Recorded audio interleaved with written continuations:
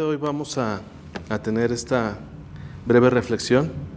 Espero de verdad que sea breve. Está basada en lo que acabamos de leer, el Evangelio de Marcos, el capítulo 5, versículos del 21 al 43. En este vamos a ver las dos historias que se entrelazan en este relato que nos hace Marcos de este pasaje de la vida de nuestro Señor Jesucristo, en donde vamos a ver entrelazada la vida de esta mujer que padecía de flujo de sangre durante 12 años, y vamos a ver cómo la hija de este principal de la sinagoga, Jairo, que tenía 12 años, entonces coinciden ahí el tiempo que tenía esta persona con este padecimiento, este azote, nos dice la palabra de Dios, y la edad de la niña. Vamos a ver dos puntos de vista diferentes de una misma cosa que es la fe. Vamos a tratar de comprender cómo el Señor quiere que vivamos como cristianos nuestra fe. Y titulé esta predicación Viviendo por Fe. Vemos cómo en este pasaje nos habla acerca de la fe que decía como cristianos debemos de tener. Que la fe, estoy convencido de que es un músculo espiritual que debe de ser ejercitado como cualquier otro músculo. Y pues el gimnasio por excelencia al que debemos de acudir todos los cristianos y en el que crecemos únicamente es la prueba. La única forma en la que podemos como cristianos crecer es mediante la prueba. Por eso muchas veces que somos probados por el Señor podemos llegar a sentirnos mal, podemos llegar a renegar incluso a veces por la prueba, pero Dios nos prueba porque nos ama, porque quiere que seamos mejor y no nos quiere tener en la misma situación. Dicen por ahí que Dios ama al pecado y no al pecador, ¿verdad? Dice la Biblia. Bueno, decía Gandhi. Pero también dicen que Dios nos ama a todos como somos y así nos acepta. Y eso es muy cierto. Pero nos ama tanto que no nos permite permanecer de la misma manera. Él nos acepta a cada uno como vengamos. Para Dios no existe el pasado de nadie. No tome en cuenta todo lo que hayamos hecho o dejemos de hacer antes de que lo conozcamos. Pero nos ama tanto que Él no quiere que permanezcamos en esa condición caída. Él quiere que, como dice su palabra, tener una novia limpia, una novia pura, y esa novia somos su iglesia. Entonces Él quiere que algún día cuando Él venga por nosotros tengamos esos vestidos blancos que Él nos promete para llevarnos de una manera impecable y presentarnos al Padre. Nadie quiere llegar con sus padres con una novia mal vestida, ni mucho menos en ese sentido. Entonces Él nos dice su palabra que nos quiere presentar de una manera pura y limpia con su Padre, y la única forma en la que se puede limpiar la ropa es tallándola. Entonces la única forma en la que Él nos limpia es por medio de la prueba. Es por medio de pasarnos por fuego como al oro para que todas las impurezas puedan ser retiradas. Aquí lo importante es que podamos nosotros aceptar la prueba de parte del Señor y que podamos soportarla para poder ser engrandecidos por medio de la prueba, y que sepamos que también hay consecuencias de nuestros actos. No todo lo malo que pasa en nuestra vida es algo que todo, como decíamos temprano, no pasa sin que Dios lo haga o lo permita. Pero muchas cosas que nos suceden en la vida son consecuencia de cosas que no debimos de haber hecho. Entonces hay que también saber reconocer y aceptar todo. Si me permiten, vamos a orar para comenzar.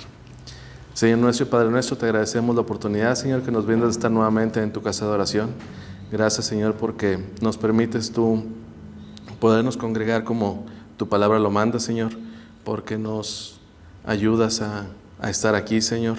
Muchos todavía con dolencias, Señor, con enfermedad, pero estamos aquí presentes, Señor, para poder honrarte y darte la gloria que solo tú mereces, Señor.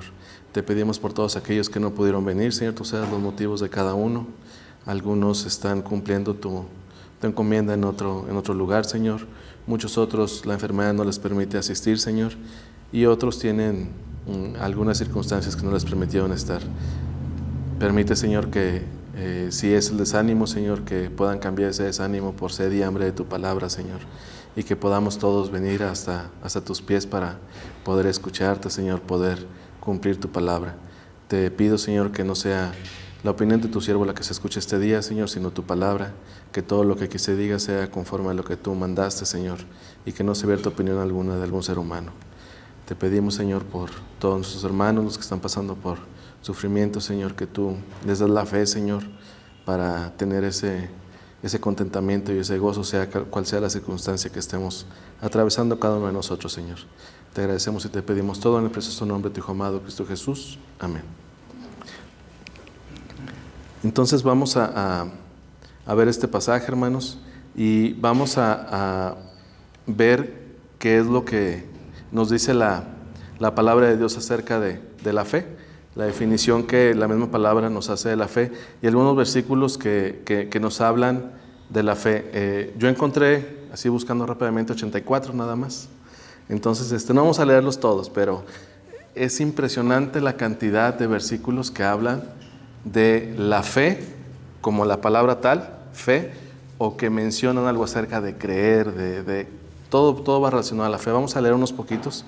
Yo los traigo ya igual que la vez pasada, ya para no entretenerme mucho. El que los puede ir siguiendo, igual que la vez pasada. Los que sean buenos para el esgrima, pues adelante. Los que no, pues los vamos a leer de aquí.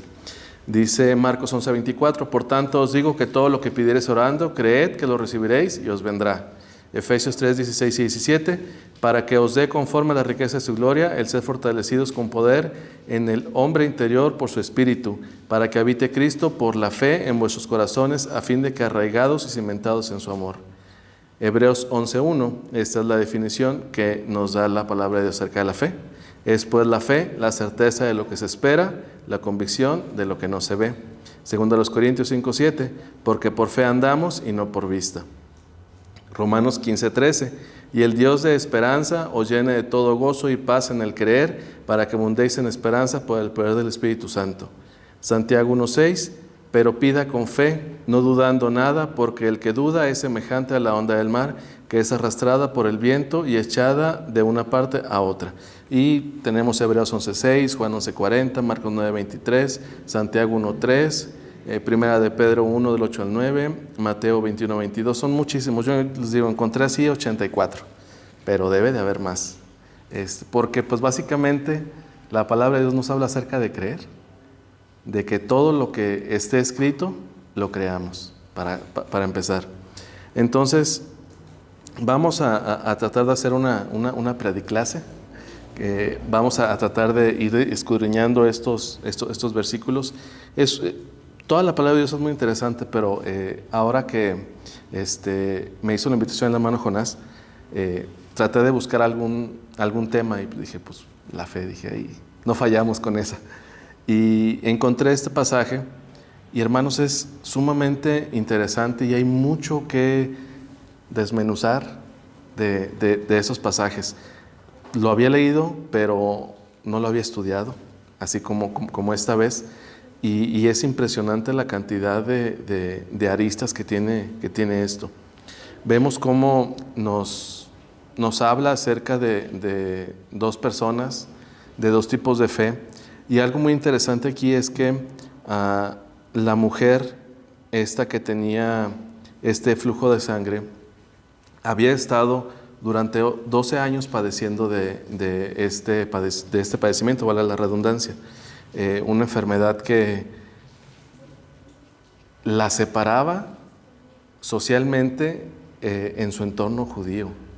¿Por qué? Porque recordemos que nos dice la ley que una mujer que durante su menstruación, que era el flujo de sangre, que es la palabra correcta, no podía tocar a nadie porque lo hacía inmundo. O sea, una mujer que estaba menstruando tenía que estar prácticamente encerrada en su habitación durante el tiempo que durara el sangrado. Y ella tenía 12 años. Una mujer que estaba con flujo de sangre no podía asistir al templo, no podía abrazar a nadie, no podía ni siquiera tocar a nadie, porque esa persona se convertía en inmunda. Inmunda, ¿qué quiere decir? Se hacía sucia ante la ley ceremonial. Entonces imagínense 12 años sin poder asistir al templo, 12 años sin poder tocar a nadie.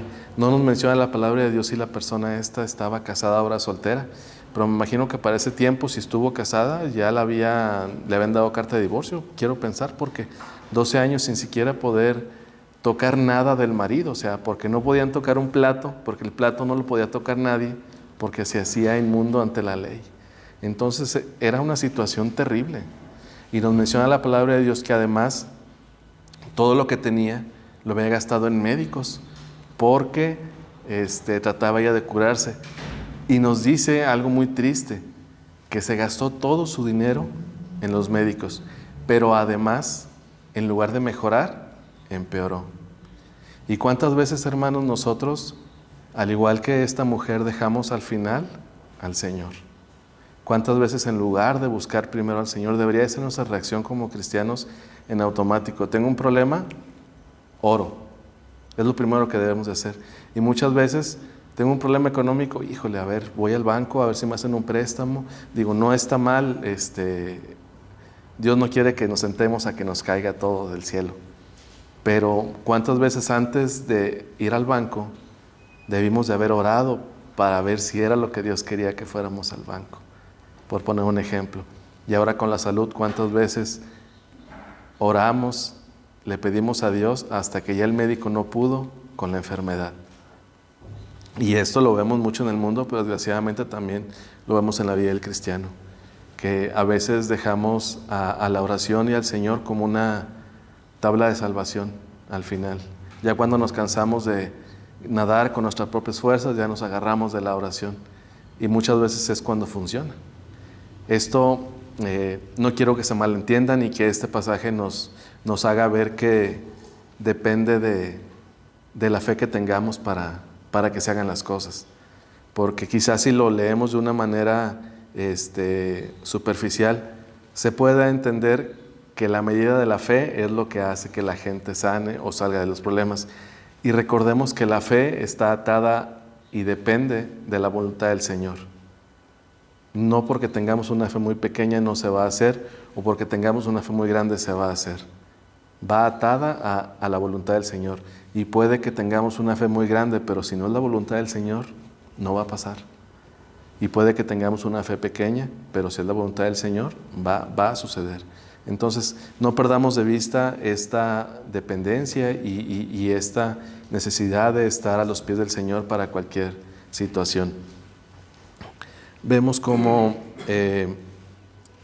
esta mujer tenía en su mente el que con solamente tocar el manto del Señor iba a sanar. Ahora, se estaba arriesgando muchísimo, porque recordemos lo que decíamos hace un momento, no podían tocar a nadie porque lo hacían inmundo.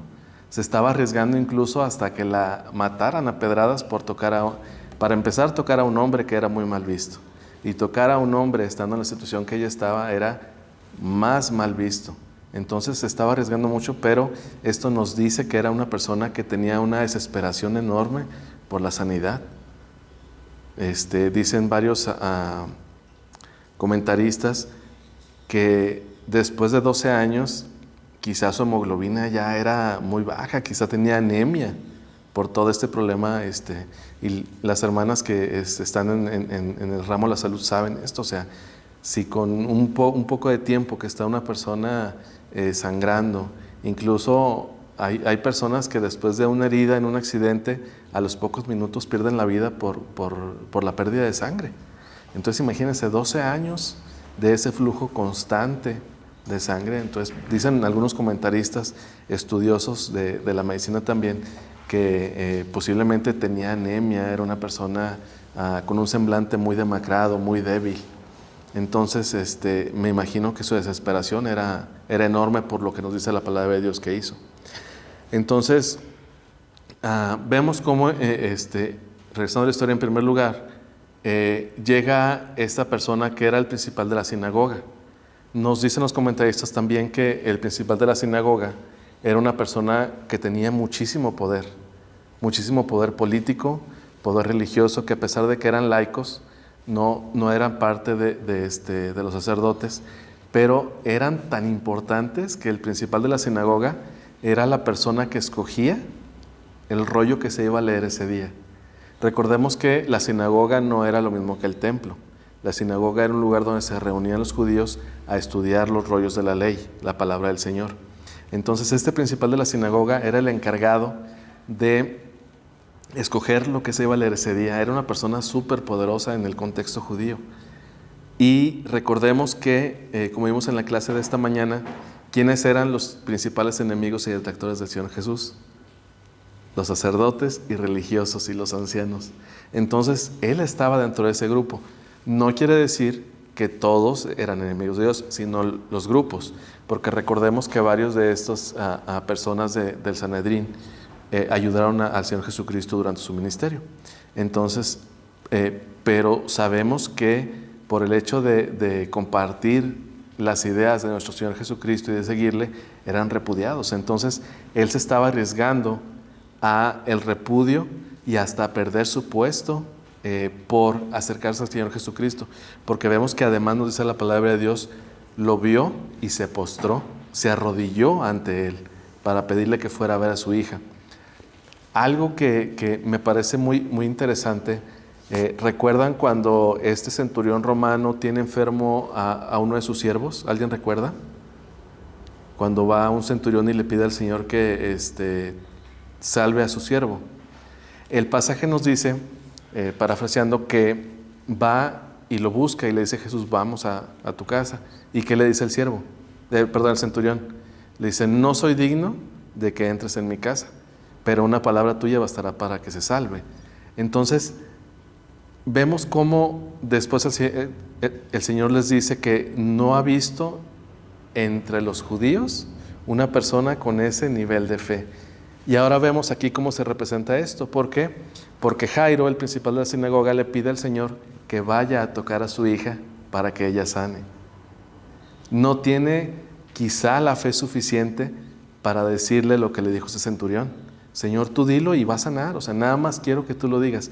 Él quería que fuera y la tocara. Entonces es algo bien interesante, porque podemos entender ese otro pasaje donde dice que no había encontrado a nadie con esa fe en el pueblo judío, y se ve aquí en este pasaje. Además, vemos cómo esta mujer no piensa en que el Señor la sane, sino que tiene que tocar al Señor para ser salva de la enfermedad. Entonces, era una fe algo idólatra. ¿Por qué? Porque pensaba más en el toque que en la simple palabra del Señor, como lo pensó este centurión romano. Ahora, recordamos en la mañana, los vestidos que usaban los judíos. Recordemos que el Señor Jesús era judío. No perdamos de vista nunca eso. Él era judío y era practicante.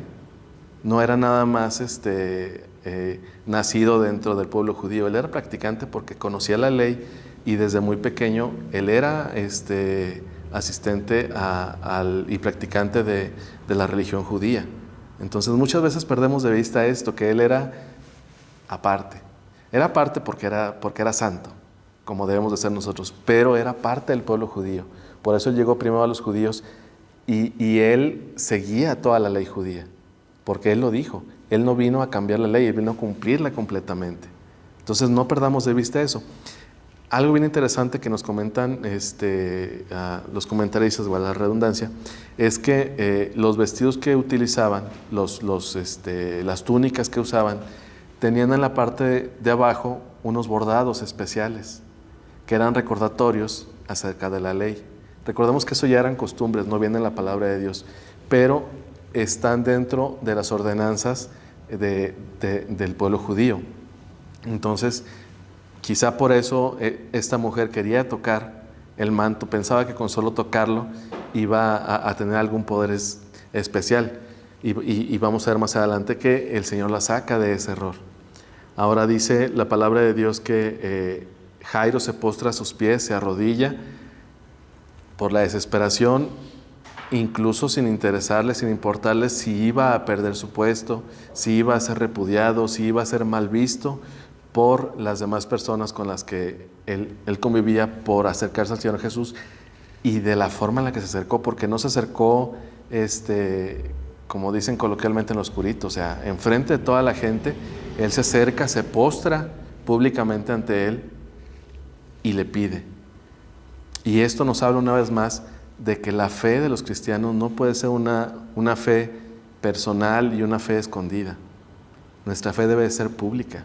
No importa dónde estemos, debemos de demostrar que somos cristianos. Y no quiere decir que vamos a traer camisetas que digan para que la gente vea. No, simplemente que nosotros debemos de comportarnos igual que aquí en todos lados. Obviamente con su respectivo diferencias en todos lados. Obviamente el templo requiere cierta reverencia, no podemos llegar a todos lados y buenas tardes. Obviamente sería algo ilógico, pero sí tener esa compostura que debe tener un cristiano en todos lados. No nos olvidemos nunca que somos cristianos y que Dios nos está observando en todos lados. Ahora llega Jairo, le ruega al Señor, el Señor acepta, le dice, fue pues con él y le seguía una gran multitud y le apretaban. Imagínense ustedes, ¿alguien ha ido al Grito algún día? Aunque sea en la mañana a comer o algo así cuando está lleno. ¿No? Al tianguis. Algún lugar donde hay una multitud. O sea, camina uno y va así y no sabe ni quién lo va empujando ni nada. Y nos dice que de alguna manera similar iba el Señor, que lo iban apretujando todos. Entonces dice que esta mujer llegó por detrás, por lo mismo que tenía esa situación de que no podía acercarse a un hombre, ni podía tocarla por la enfermedad que padecía. Ahora, recordemos que eran sociedades donde todos se conocían, y lo vemos muchas veces, como por ejemplo cuando hablan acerca del Señor Jesús y dicen, ¿no es este el hijo del carpintero? Y sus hermanos no son este, y sus hermanas están con nosotros. Todos se conocían, o sea, no había tanta gente como ahorita. Había mucha gente en las ciudades grandes, pero no había la cantidad de gente que hay ahorita. Todos se conocían, entonces no dudo que la gente conociera a esta mujer, y más en situaciones como estas, pues la gente está nada más viendo a ver qué ve, y yo estoy seguro de que la conocían. Entonces no podía ella acercarse frontalmente al Señor a pedirle esto. ¿Por qué? Porque pues podía ser repudiada también. Entonces se acerca ella por detrás, nos dice la palabra de Dios, y toca su manto. Y en ese momento nos dice la palabra de Dios que la fuente de sangre se secó. ¿Qué quiere decir esto? Que su sangrado paró instantáneamente, o sea, al momento.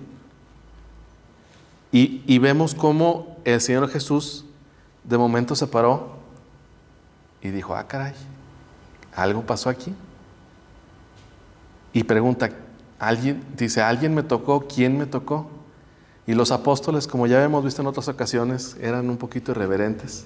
Le contestan, Señor, pues no estás viendo que todos se están tocando. ¿Cómo dices quién te tocó? Y el Señor a lo que se refería, porque el Señor sabía quién le había tocado. O sea, al Señor no se le puede ocultar nada, Él todo ve. El Señor sabía, pero Él quería que esta persona lo dijera públicamente. Porque hay varias razones. Una de ellas es que si era una persona que todos conocían con esta enfermedad y era segregada por la sociedad, al momento de que el Señor dijera públicamente que estaba curada, la estaba reinsertando automáticamente en la sociedad. Ya no era impura. Entonces era una forma de demostrar públicamente que esa persona estaba limpia. ¿Por qué? Porque si esa persona lo tocaba y como era su idea tocarlo y se iba en silencio, pues nadie iba a saber. Ella iba a tener que andar diciendo, no, ya me curé. ¿Y cómo estoy seguro? Le podían contestar a alguno. Entonces al hacer esto público, el Señor la inserta nuevamente en la sociedad. Y la otra, el otro punto de vista es que el Señor quería que declarara su fe. ¿Por qué? Porque vemos que ella tenía esta fe idólatra en donde pensaba que por tocar el manto del Señor, ni siquiera el Señor, el manto del Señor se iba a curar. ¿Y qué pasa con esto? Que muchas veces hay sectas, hay denominaciones, hay religiones que piensan que los objetos tienen algún poder. Vemos cómo hay religiones, no quiero decir la católica para que nadie se enoje, pero tienen reliquias, tienen cráneos de personas que dicen que son de santos, que pues a nadie le consta. Tienen huesos, incluso hay por ejemplo, si algún manto fue de algún santo, alguna persona, la parten en pedacitos y las reparten, y eso tiene poder y la gente cree que con tocarlas van a transferirles alguna energía, se van a curar y todo. Y esto era algo similar a lo que pasaba con esta mujer. Cuando el Señor le dice luego Jesús, ¿quién ha tocado mis vestidos? Porque dice que sintió el que salió el poder. Y le dice a la mujer, hija, tu fe te ha hecho salva. Entonces el Señor le aclara que no fue el que le haya tocado el manto. No fue el que lo tocara a él. Fue la fe que tuvo esa mujer en el Señor. Pero implícitamente le hace ver que fue Él el que la sanó. Porque no fue el que ella creyera o no creyera. Fue el poder que salió de Él. Y entendemos que no depende tanto del tamaño de la fe. Es necesario tener fe para un cristiano, pero el tamaño para el Señor no es importante. Lo que importa es la voluntad del Señor manifestada por medio de la fe que tengamos. Ahora, algo bien interesante que podemos pasar por alto es que toda la gente lo venía tocando. ¿Y por qué esa gente no sentía ese poder del Señor? Porque no tenían fe. No tenían fe. Porque sabemos que gran cantidad de la gente que seguía al Señor lo seguía por lo que les iba a dar. Lo seguía porque los alimentaba. Lo seguía por esperando quizá algún milagro de algún tipo. O muchos lo seguían porque pensaban que era el que iba a liberar políticamente a Israel. Entonces vemos cómo no dependía del toque. Porque los apóstoles le dicen, Señor, todos te están tocando. Dice, sí, pero alguien me tocó con fe. Y de mí salió poder. Por la fe que tuvo esa mujer. Y se lo dice, tu fe te ha hecho salva.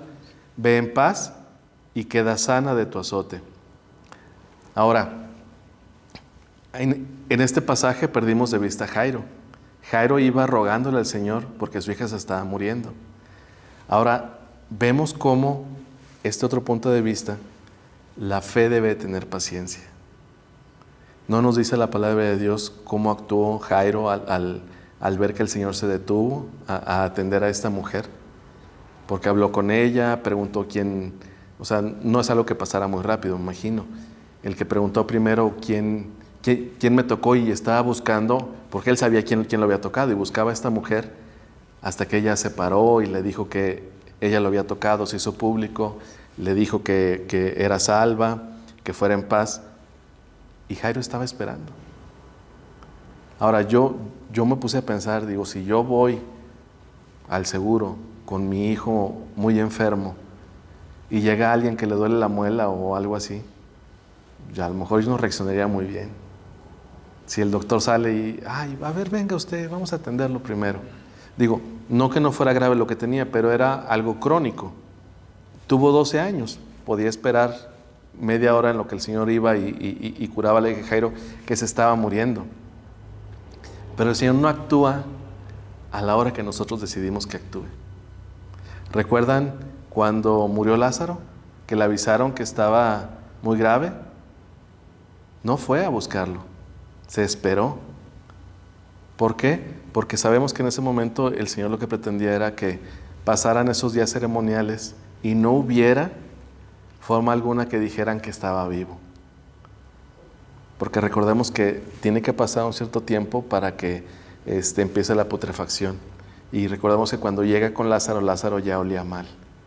Entonces era una prueba innegable de que estaba muerto. Entonces el Señor lo que pretendía era que no hubiera duda de que iba a levantar a Lázaro de entre los muertos.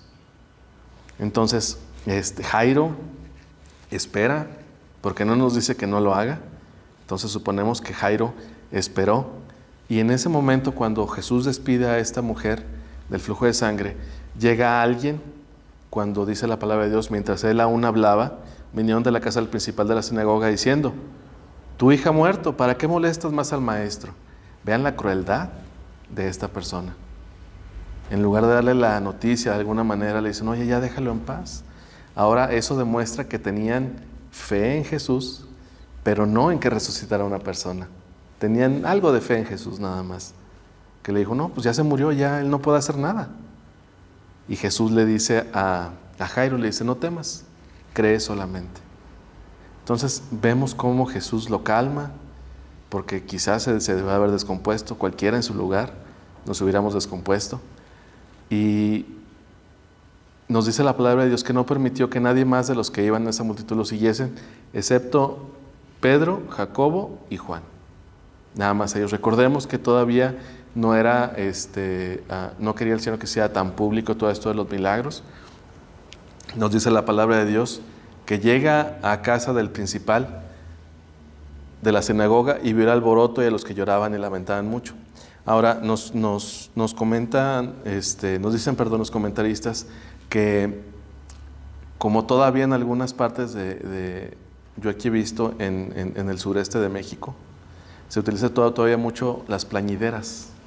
¿Alguien sabe qué son las plañideras? Las plañideras son las lloronas profesionales. Incluso hay una canción popular que se llama La Llorona, y habla de esto, de una mujer que se alquila para llorar en los velorios. Entonces, en la cultura de aquel tiempo, cada vez lo vemos menos. Mientras más gente estuviera llorando, mientras más gente se estuviera lamentando, pues se demostraba más el sufrimiento de la persona y el estatus también, porque pues cobraban carito, dicen los comentaristas. Entonces estaban las plañideras. ¿Y por qué todos coinciden en esto? Porque vamos a leer. Y vino a la casa del principal de la sinagoga, versículo 38, y vio el alboroto y a los que lloraban y lamentaban mucho. Y entrando les dijo: ¿por qué alborotáis y lloráis? La niña no está muerta, sino duerme. Y se burlaban de él. Ahora, creo yo que si alguien genuinamente está dolido por la pérdida de una persona y alguien llega y le dice: oye, ¿está dormido? No vamos a reírnos. Bueno, yo creo que mi reacción sería quizá de molestia o de enojo. Oye, ¿por qué te burlas? Al contrario, tú de esta persona. Está muerta porque dices que está dormida. Y menciona que estas personas que estaban llorando se comenzaron a burlar de él, del Señor Jesús, porque les dijo que que esta niña estaba dormida solamente.